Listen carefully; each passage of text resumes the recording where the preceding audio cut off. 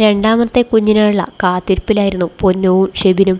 മകളായ കാർത്തു ആഗ്രഹിച്ചതുപോലെ തന്നെ ബേബി വരാൻ പോവുകയാണ്.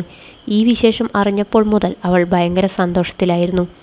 അച്ഛനും അമ്മയും കുണുക്കനും കുണുക്കിയും കുഞ്ഞനുമെല്ലാം പൊന്നുവിൻ്റെ സന്തോഷത്തിൽ പങ്കുചേരാനെത്തിയിരുന്നു. ആദ്യത്തേതുപോലെയല്ല, ഇത്തവണ തുടക്കം മുതലേ വയ്യായ്മകളാണ്. വയ്യാതെയാണെങ്കിലും വർക്കിന് പോകുന്നുണ്ടായിരുന്നു പൊന്നു.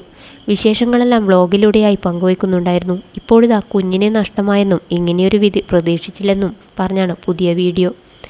ആശുപത്രിയിലേക്ക് പോവുകയാണ്. അവിടെ എത്തിയാലേ കൂടുതൽ ഡീറ്റെയിൽസ് അറിയുള്ളൂ. എനിക്കറിയില്ല ഏത് അവസ്ഥയിലൂടെയാണ് ഞാൻ പോകുന്നതെന്ന്. കഴിഞ്ഞ തിങ്കളാഴ്ച തൊട്ട് എൻ്റെ മൊത്തം കിളി പറന്നതാണ്.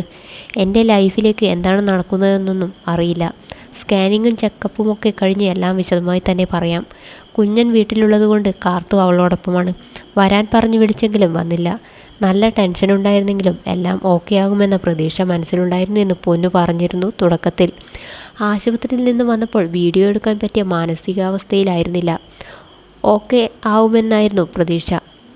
പുതിയ ആൾ വരാൻ പോവുകയാണെന്ന് ഞങ്ങൾ പറഞ്ഞിരുന്നു. അതങ്ങ് പോയി. പ്രതീക്ഷിക്കാതെ വന്നതായിരുന്നു. അതറിഞ്ഞപ്പോൾ കുറേ പ്ലാനിംഗ് ഒക്കെ ഉണ്ടായിരുന്നു. ഭയങ്കരമായി ആഗ്രഹിച്ചിരുന്നു. ആദ്യ സ്കാനിങ് കഴിഞ്ഞപ്പോൾ പ്രശ്നങ്ങളൊന്നുമില്ലായിരുന്നു. പ്രത്യേകിച്ച് പ്രശ്നങ്ങളൊന്നും ഉള്ളതായി പറഞ്ഞിരുന്നില്ല.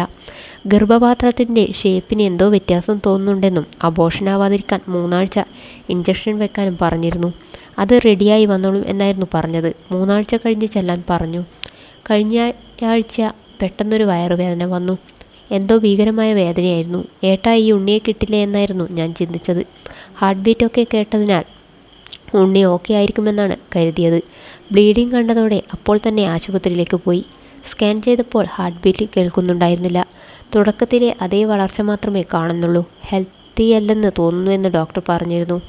ഉണ്ണി ചവിട്ടല്ലേ, അമ്മയ്ക്ക് വേദനിക്കുന്നുണ്ടെന്ന് കാത്തുവിൻ്റെ വയറ്റിൽ തൊട്ട് ബേബിയോട് പറയുന്നുണ്ടായിരുന്നു. അന്ന് ആശുപത്രിയിൽ നിന്നും വന്നപ്പോൾ കംപ്ലീറ്റ് റെസ്റ്റ് ആയിരുന്നു. ഫുഡ് വരെ പുറത്തുനിന്ന് മേടിക്കുമായിരുന്നു. മോളെയും വീട്ടിലെ കാര്യങ്ങളെല്ലാം ചെയ്തിരുന്നത് അവനായിരുന്നു. പൊതുവെ അത്ര പെട്ടെന്ന് തളരുന്ന ആളല്ല ഞാൻ. ഇത് വിധിച്ചിട്ടില്ലെന്ന് കരുതി ആശ്വാസം കണ്ടെത്താറുള്ളതാണ്. കാർത്തുവിനോട് എന്തു പറയും എന്നോർത്തുള്ള ടെൻഷനിലായിരുന്നു. ഇപ്പോൾ ഉണ്ണിയെക്കുറിച്ചൊന്നും മോൾ ചോദിക്കുന്നില്ല. അവൾക്ക് എന്തെങ്കിലും മനസ്സിലായോ എന്നറിയില്ല. കുറച്ച് വിശ്രമിച്ചപ്പോൾ വയറുവേദന കുറഞ്ഞിരുന്നു. പിന്നീട് പോയി സ്കാൻ ചെയ്തപ്പോഴും ബേബിക്ക് ഗ്രോത്ത് ഉണ്ടായിരുന്നില്ല. ആദ്യത്തെ അതേ വളർച്ചയായിരുന്നു. ഇഞ്ചക്ഷൻ എടുക്കുന്നത് കൊണ്ടായിരിക്കും ഇത് പോവാത്തത്.